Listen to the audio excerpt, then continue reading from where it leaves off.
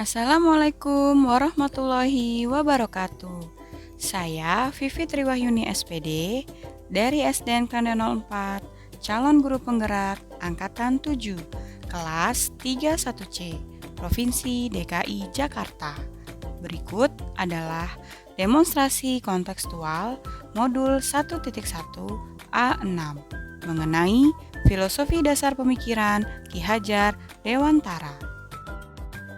Ki Hajar Dewantara adalah Bapak Pendidikan Indonesia yang terkenal dengan sistem Among Ki Hajar Dewantara. Yang pertama, Ingarso Sung Telado, yang artinya di depan memberi teladan. Sebagai pendidik, kita berada di depan memberikan teladan kepada anak didik kita. Kedua, Imadya Mangunkarso, yang di tengah memberikan semangat ataupun ide-ide yang mendukung.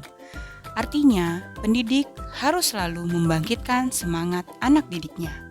Dan yang terakhir adalah Tutwuri Handayani, yang di belakang memiliki dorongan atau motivasi. Berarti pendidik harus mengikuti dan mengarahkan anak didik agar berani berjalan di depan dan sanggup bertanggung jawab.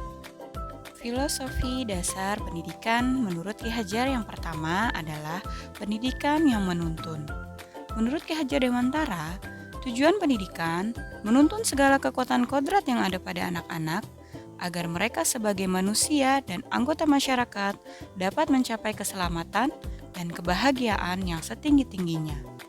Pendidik hanya dapat menuntun, tumbuh atau hidupnya kekuatan kodrat anak-anak agar dapat memperbaiki tingkah lakunya, bukan dasarnya, dan tumbuhnya kekuatan kodrat yang dimiliki oleh anak. Dasar yang kedua adalah bermain sebagai kodrat anak. Bermain adalah salah satu kodrat anak. Menurut Ki Hajar Dewantara, permainan anak itulah pendidikan. Dalam hal ini, pengajaran yang dilakukan dapat diintegrasikan dengan dolanan atau permainan anak, sesuai dengan budaya setempat dan simulasi permainan dalam pembelajaran. Filosofi dasar pemikiran yang ketiga adalah anak bukan kertas kosong. Anak bukanlah kertas putih kosong yang bisa digambar oleh orang dewasa. Akan tetapi, anak lahir dengan kekuatan kodrat yang masih samar-samar. Dalam hal inilah, seorang pendidik memiliki tugas untuk menuntun anak dan mengembangkan bakat dan minat yang dimiliki anak sejak lahir. Pendidikan yang berpihak pada anak adalah filosofi dasar pemikiran Ki Hajar Dewantara yang keempat. Berpihak pada anak artinya, selama proses pembelajaran, kegiatan yang mendominasi adalah murid, dan guru hanya sebagai fasilitator, pembimbing, dan pemimpin.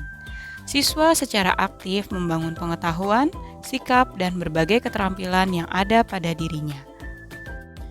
Selanjutnya adalah pentingnya budi pekerti. Menurut Ki Hajar Dewantara, budi pekerti atau watak atau karakter merupakan perpaduan antara gerak pikiran, perasaan, dan kehendak atau kemauan, sehingga menimbulkan tenaga. Budi pekerti juga dapat diartikan sebagai perpaduan antara cipta atau kognitif, karsa, afektif, sehingga menciptakan karya berupa psikomotor. Sebagai pendidik, tidak hanya mentransfer ilmu, tapi juga membentuk nilai-nilai karakter yang budi pekerti. Berikut adalah implementasi pembentukan budi pekerti di sekolah. Yang pertama, kegiatan pembiasaan upacara bendera setiap hari Senin. Kegiatan ini dapat menanamkan jiwa nasionalisme pada murid karena selalu menyanyikan lagu Indonesia Raya. Kedua, pembiasaan yang dilakukan guru menyambut siswa dengan senyum, salam, dan sapa kepada murid, sehingga akan terbentuk karakter yang sopan dan santun pada diri murid. 3. Pembiasaan sholat duha dan sholat zuhur berjamaah. Kegiatan ini akan membentuk siswa yang beriman, bertakwa, dan berbudi pekerti luhur. Dan yang terakhir adalah bimbingan ekstrakurikuler. Guru menuntun dan mengarahkan siswa sesuai minat dan bakat, sehingga muncul karakter percaya diri atau berani pada diri siswa. Filosofi dasar pemikiran Ki Hajar Dewantara yang terakhir adalah petani kehidupan. Pendidik ibarat petani yang menyebarkan benih atau bibit padi, tidak bisa memaksakan tanaman padi menjadi tanaman lainnya. Hal ini dimaksudkan kepada anak-anak yang sudah memiliki minat dan bakatnya masing-masing. Tidak bisa dipaksa untuk menjadi apa yang diinginkan oleh guru untuk tujuan tertentu. Tantangan dan solusi penerapan pemikiran Ki Hajar Dewantara sesuai dengan konteks kelas dan sekolah. Tantangan yang pertama, setelah masa pandemi terjadi penurunan signifikan terhadap karakter murid. Tantangan yang kedua, adanya rasa individualis dan ingin menang sendiri pada murid. Tantangan yang ketiga adalah kemajuan teknologi yang membuat murid lebih suka melakukan permainan pada gadget daripada belajar.